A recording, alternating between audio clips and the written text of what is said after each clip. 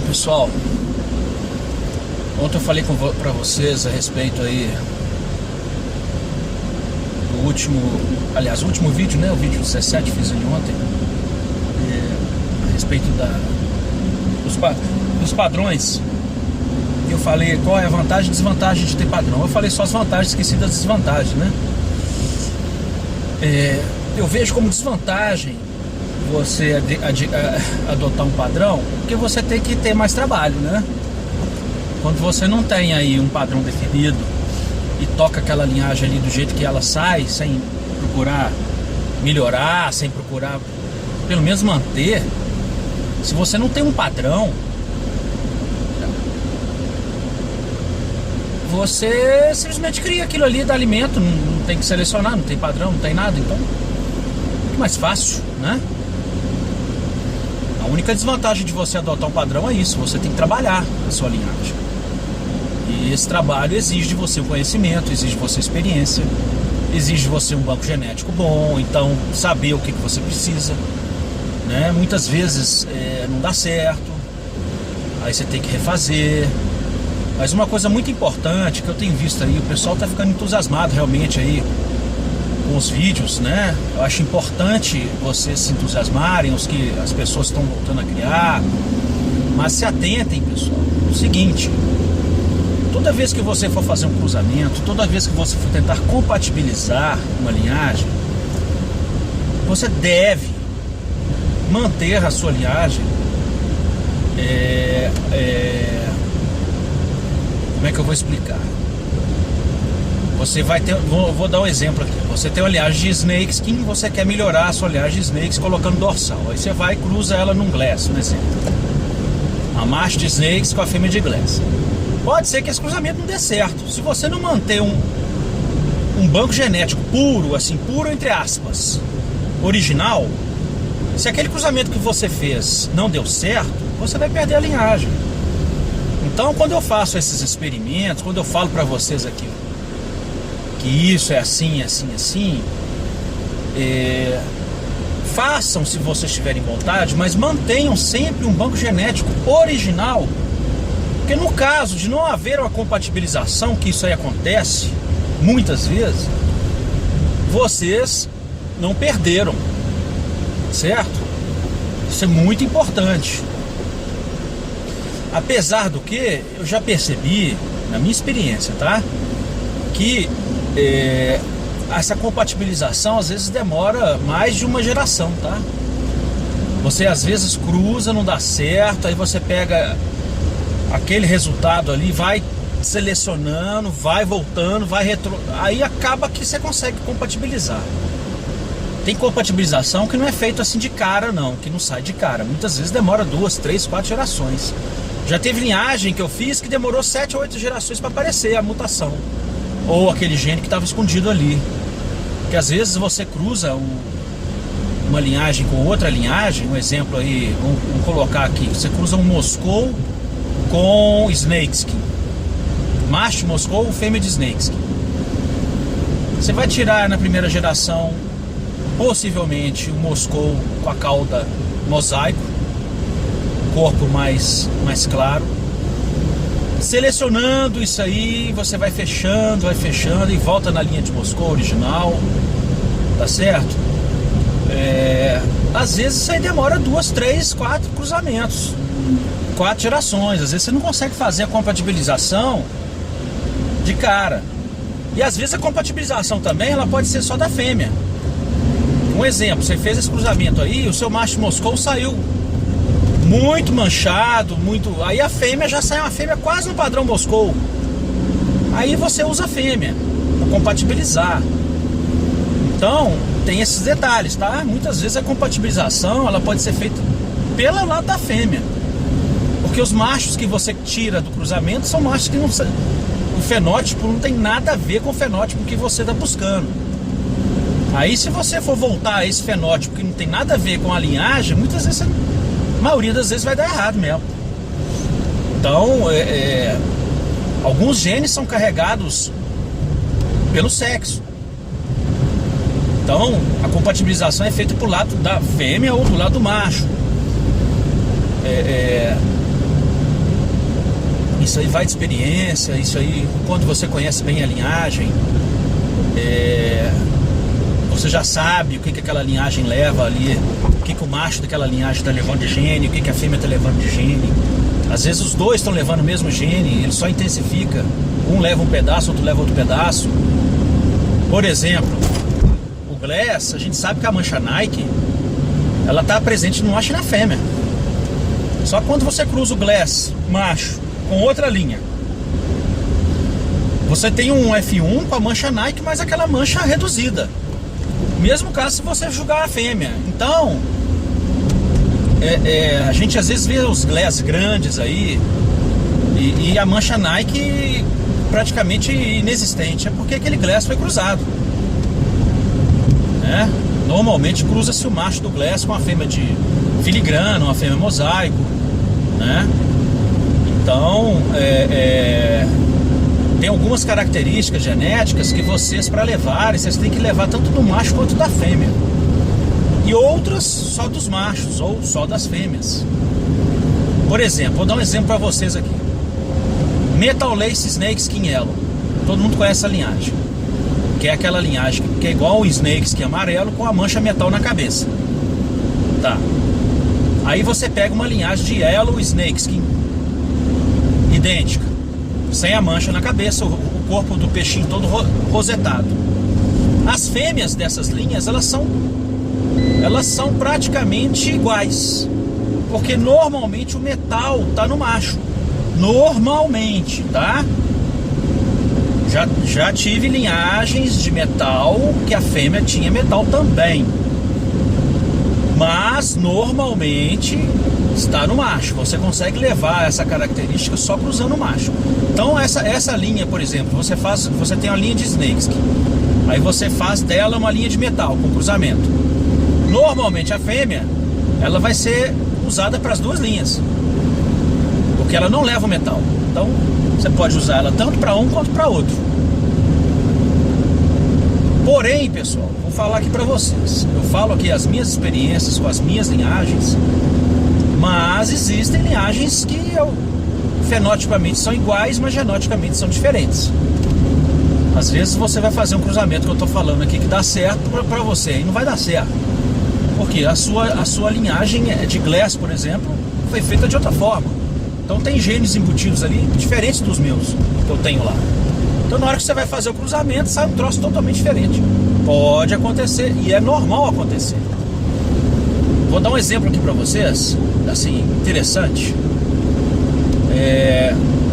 Uma vez eu trouxe um Full Gold da Tailândia, Full Gold albino, né? Full White albino, vamos dizer assim. E trouxe dos Estados Unidos via também originalmente da Malásia. Eu acho que essa linha era de Singapura. Também um Full Gold albino, tá? Então fenotipicamente os dois eram idênticos. Os dois eram brancos, sólidos, todos eles assim, até a cabeça, e albinos. Eu cruzei um com o outro, uma linhagem com a outra, porque ela foi ficando consanguínea. E o branco é a cor mais recessiva. Se você jogar qualquer cor no branco, ela suja. Então eu joguei o branco no branco, que normalmente é o caminho mais fácil. Quando eu joguei branco no branco, para nossa surpresa, porque era um peixe recessivo de cor, ele era recessivo porque ele era albino. Então saiu um peixe que não era albino. Saiu um tipo um HB pastel. Tipo HB pastel. Ele era mais branco do que o HB pastel. Dando tchau pra minha amiga aqui que passou. Bom, pessoal, então é isso. Às vezes o fenótipo é idêntico e o genótipo não é. Fiquem atentos, façam seus experimentos. Utilizem-se do seu banco genético ou dos seus amigos e tentem ver se dá certo, né? Eu tô dando o caminho, mas às vezes o caminho que eu tô te dando pode ter algum atalhozinho aí, né? Bom, Vamos falar de uma outra linhagem aí. Só uma outra curiosidade. O Full Gold que eu cruzei, até hoje não sai albino. Já tô na quinta, sexta geração dele. É um HB pastel. Não sai albino. Já saiu até Moscou preto dele. Você vê como é que os peixes asiáticos são cruzados, né?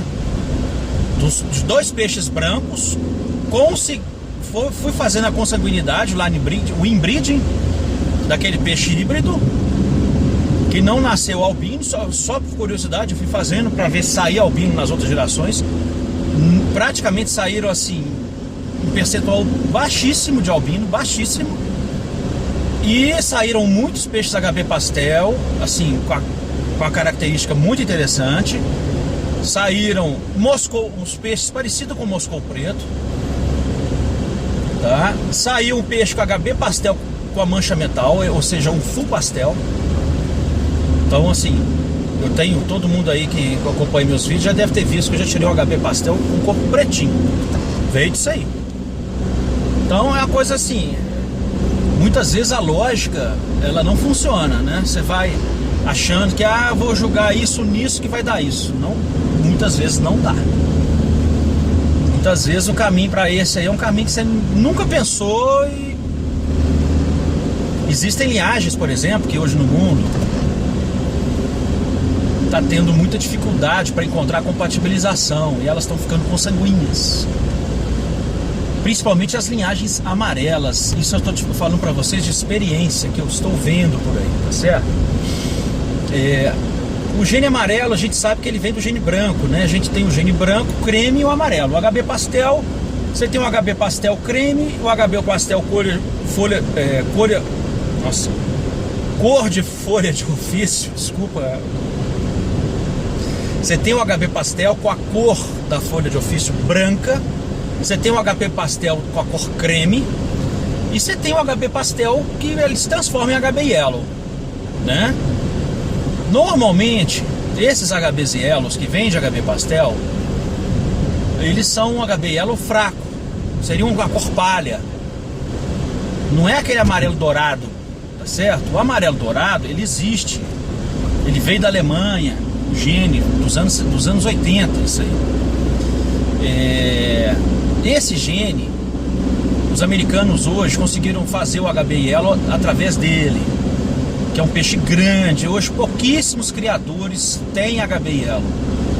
Por quê? O amarelo é a cor mais difícil de se compatibilizar. Eu conversei com o Tim Mossou. O Tim Mossou hoje ele tem a melhor linha de HB yellow americana. O Tim Mossou ele tem vários aquários de HB yellow com várias linhas de HB yellow. Ou seja, ele cruza sempre HB yellow com HB yellow. Ele não tem compatibilização de HB yellow com qualquer outra cor. Isso aí vai chegar uma hora que vai dar problema. Hoje ele ganha muito com o HB yellow lá na FGA, porque ele não tem concorrente praticamente. Porque as pessoas que têm HB yellow não tem linhas como ele tem, várias linhas diferentes, que já estão se aproximando devido aos cruzamentos que ele faz. Vai chegar um momento que vai acabar. A consanguinidade vai diminuir, vai começar a vir muito peixe com problemas. E assim, vai ter que se encontrar uma forma de compatibilização. É lógico que isso aí existe. Existe. Todos os peixes têm a compatibilidade. Porém, toda a compatibilização que eu tenho foi feita através de tentativa e erro. Porque ninguém me ensinou isso que eu estou ensinando para vocês. Ninguém. Eu fui fazendo, fui experimentando, fui vendo que algumas linhagens têm certas... são linhagens coringa, vamos dizer assim. Linhagens que são mais compatíveis, tem outras que são menos compatíveis. Tem outras linhagens que são praticamente pouquíssimas compatibilizações. E assim, para você compatibilizar, você tem que mais de uma geração para você conseguir voltar no padrão original. Um exemplo é o 3.4 preto. O 3.4 preto, se você cruzar com o 3.4 roxo, vai clarear ele. Já cruzei 3.4 preto com Moscou, já cruzei 3.4 preto com HB pastel. Por incrível que pareça, eu consegui voltar ao 3.4 preto que eu tinha antes, né? Eu consegui tê-lo, assim, forte novamente, mas demorou. Com o Moscou Preto demorou 6 gerações. Com o HB Pastel demorou 4 gerações para voltar à cor original. Então, muitas vezes você dá o choque, aí você tem que voltar na consanguinidade. Para ir selecionando. Deu choque, seleciona. Muitas vezes você não consegue voltar. Eu já estava praticamente, esse que demorou 6 gerações, eu estava praticamente desistindo. Aí chegou no momento que eu consegui. Então, tem muitas compatibilizações que vocês fazem que podem demorar mais tempo, né? E muitas vezes os peixes coringa que a gente tem são peixes que são desprezados pela maioria dos criadores, porque são peixes com genes recessivos, são peixes que não tem caudal grande, são peixes que às vezes não tem nem dorsal grande, mas eles têm ali embutido neles um gene que quando você cruza com a sua linha, aquele gene desaparece. Praticamente fica a sua linha original. Então existem algumas linhas, algumas linhagens que tem essa característica de não levar praticamente quase nada. Isso é interessante porque você tendo essa linha e tendo determinadas características, vamos supor que você coloca um Big Ear numa linha dessa, que é o caminho que eu fiz. Se você joga um Big Ear, você praticamente vai pôr o Big Ear em tudo. Então o grande segredo do criador, o criador que eu falo não é o procriador, é o criador, é aquele que tem as linhagens coringas com os genes que ele busca colocar nas outras. Ah, eu quero pôr dorsal grande nesses peixes aqui. Então joga numa linhagem coringa, faz a linhagem coringa ou a chave, né? Linhagem chave. Estou falando os termos que a gente usa aqui, que eu uso, tá? Que as pessoas que me conhecem sabem desses termos. Se você tem a linhagem coringa ou a linhagem chave, com peitoral larga, grande, Big Ear, com a dorsal grande, high dorsal, se você tem essa linha desse jeito, você coloca ela em todas. Você joga a característica em todas automaticamente. As linhagens vão entrando em consanguinidade, você joga o coringa, automaticamente você está jogando o gene que você está querendo. Nisso daí, você passa a característica para todo mundo. É um troço assim, depois que você faz isso, assim, você se sente até recompensado, porque a grande dificuldade é você descobrir a linhagem coringa ou a linhagem chave e passar para ela a característica que você quer passar para os peixes.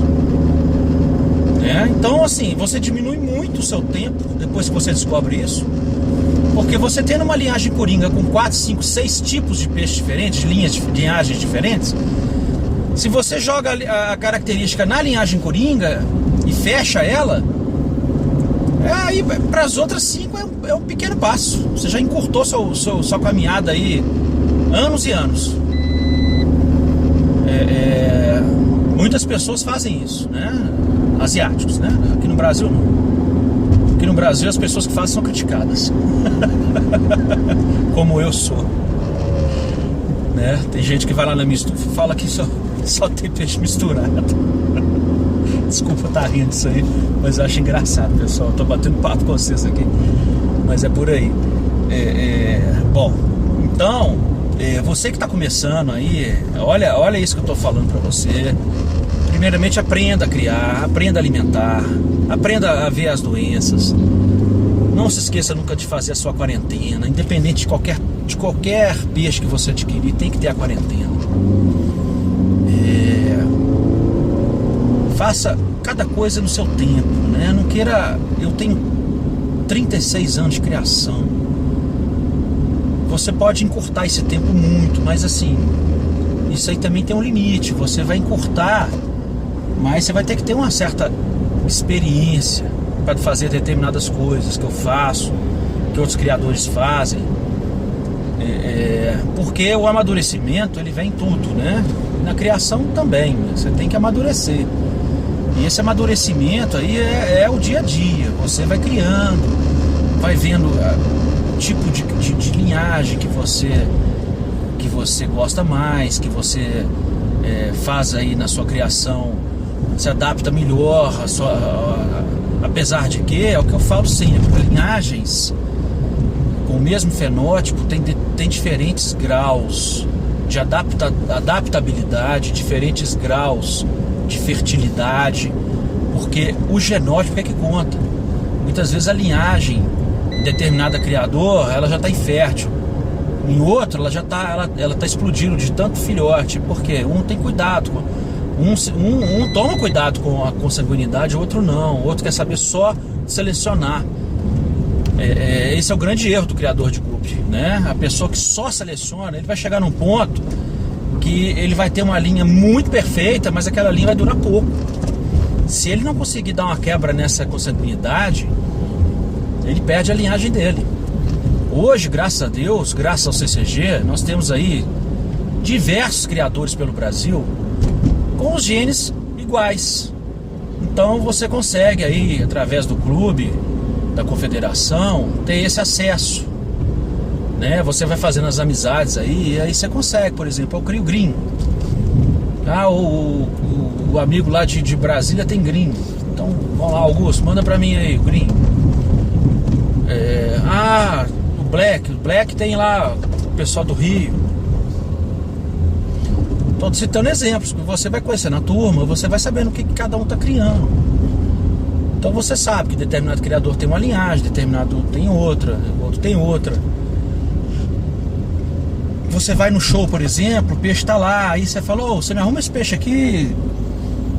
Não, pode ficar. A maioria dos criadores do CCG fazem isso. Quando é amigo, assim, eu tô com um snake skin lá, o Michel vira pra mim, Rodrigo, me arruma esse snake aqui pra me jogar nos meus lá? Na hora, pode levar, é seu. Michel, me arruma esse porco seu? Na hora. Então é assim, as coisas funcionam dessa forma aqui no Brasil. Diferentemente de qualquer lugar do planeta. Ninguém lá fora dá peixe pra ninguém, não. Lá eles querem assim, monopólio da linha e assim, querem ganhar, assim, a competição lá chegou num ponto que as pessoas se tornam até assim, não inimigas, mas não são amigas. A gente vê isso demais aí. Não é o caso aqui no Brasil. Então, é muito interessante esse intercâmbio, porque você cria, vamos supor aí, o Snakeskin, o outro cria Snakeskin, você vai, troca ideia com a pessoa, mas aqui está acontecendo isso. Poxa, a cauda do meu está custando a crescer, o peixe é lento. A gente sabe que o filigrana, ele é muito recessivo, né? E dependendo da linhagem aí que você tenha de snakes, que um exemplo, eu falo as coisas aqui não é à toa, não. O filigrana, às vezes o peixe demora 10 meses para crescer. Aí o outro lá me pergunta, eu tenho linhagem snakes aqui, mas eu quero um peixe para mim vender para loja aí. Aí eu falo, snakes que não é seu peixe, você vai ter que alimentar seu snakes 10 meses para ele chegar num ponto semelhante a esse aqui de 3 meses. Então não é um peixe comercial, né? Filigrana. Então a pessoa vai ter que se adaptar aí a ter uma linhagem que saia no tempo que ele quer. Eu quero ter uma linhagem que com 4 meses ela chega no estágio tal. Tem algumas linhagens que realmente você consegue, outras não. Com alimentação, com água boa, com as condições ideais, você consegue acelerar aí o crescimento. Aí outra coisa, as pessoas estão assim, falando a respeito dos hormônios de crescimento aí, tem gente vendendo hormônio. Pessoal, eu falo pra vocês uma coisa, eu nunca usei hormônio, tá? Eu sei dos americanos, alguns usam para colorir, principalmente as fêmeas, porque lá a competição realmente é muito acirrada. Então às vezes as pessoas usam nesses subterfúgios, né? Eu sou contra isso aí. Vou falar por quê. Apesar de que muita gente usa hormônio do crescimento, fertilidade. Você cresce seu peixe, mas ele vai perder fertilidade. E daí? Você vai querer criar uma linhagem fértil? Você acha que vale a pena ter uma linhagem fértil? Eu vou fazer mudança sexual. Não precisa disso. A não ser que você queira identificar determinados genes numa fêmea. Mas assim, eu sou contra o hormônio do crescimento. Eu acho que você consegue uma boa alimentação, você consegue um crescimento aí exemplar, né? Porque você tem um peixe infértil, você vai passar isso para uma pessoa, não é interessante. Eu não gosto, eu não uso. Agora, existem alguns alimentos que intensificam cor. Aí, assim, já tem gente que usa nos vermelhos, nos azuis, americano principalmente, o asiático também, eu sei que usa. Aqui eu não vi ninguém ainda com esse tipo de coisa, mas isso aí só se for para competição. Para seleção não serve. Porque na seleção, como é que você vai identificar se o peixe é vermelho ou não, se você está dando hormônio ou está dando algum corante para ele? Se você selecionar o macho errado ou a fêmea errada, você já perdeu sua linhagem. Então, é isso aí. Eu acho que assim, você não pode também querer complicar muito. Senão a coisa vira uma coisa assim, artificial e você acaba se perdendo aí nisso tudo aí, né? Colocando hormônio, acaba sua linhagem começa a ficar infértil, você não sabe se é por causa do hormônio, se é por causa de consanguinidade. Aí já ferrou. Bom, vou falar uma última coisa aqui. A respeito da alimentação aí, mais uma vez. A alimentação que eu acho ideal, já falei para vocês, a alimentação em que você tem aí uma alta taxa de proteínas, principalmente para os jovens. Então, já falei, estou repetindo, concentre na proteína que vocês vão ter peixes grandes. Em compensação, tome cuidado com a água, tá? Cuidado sempre com a água. Bom, pessoal, acho que é isso por enquanto. Agradeço a vocês aí, mais uma vez. E espero que as dicas estejam sendo úteis a quem estiver assistindo aí. Eu sei que começou com bastante pessoas assistindo, hoje caiu um pouco, mas eu não estou ligando para isso. Independente das pessoas estarem assistindo ou não, eu prometi que eu ia passar grande parte das coisas que eu sei. E eu sei que quem realmente for criar e seguir os conselhos que eu falo assim de uma forma muito simplificada, porque eu não sou biólogo, eu não sou veterinário, eu aprendo muita coisa com eles, mas assim, a minha formação é outra, então eu falo num linguajar que todo mundo entende.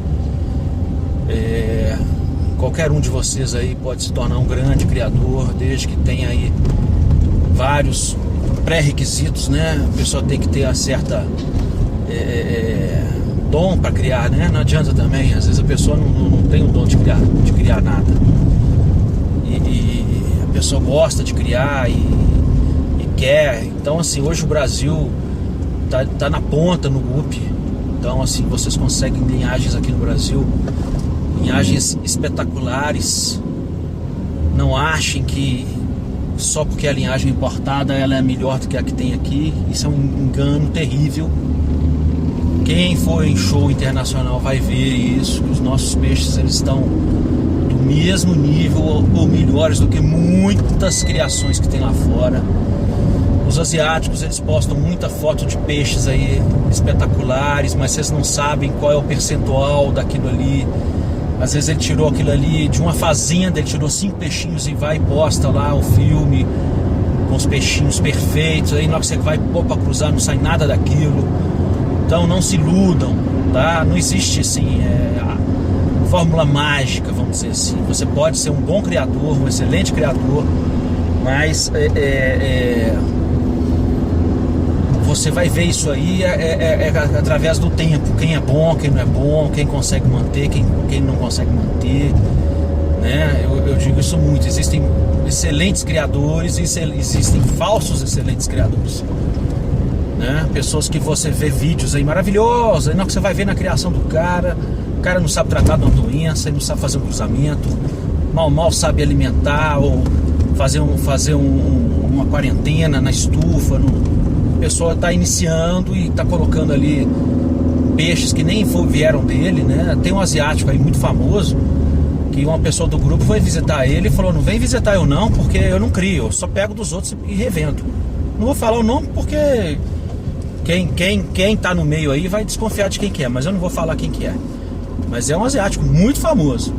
Ele não cria, ele viaja toda a Ásia buscando peixe e coloca lá o nome dele e as pessoas ficam... Eu mesmo já achei assim, hoje eu sei que é fake.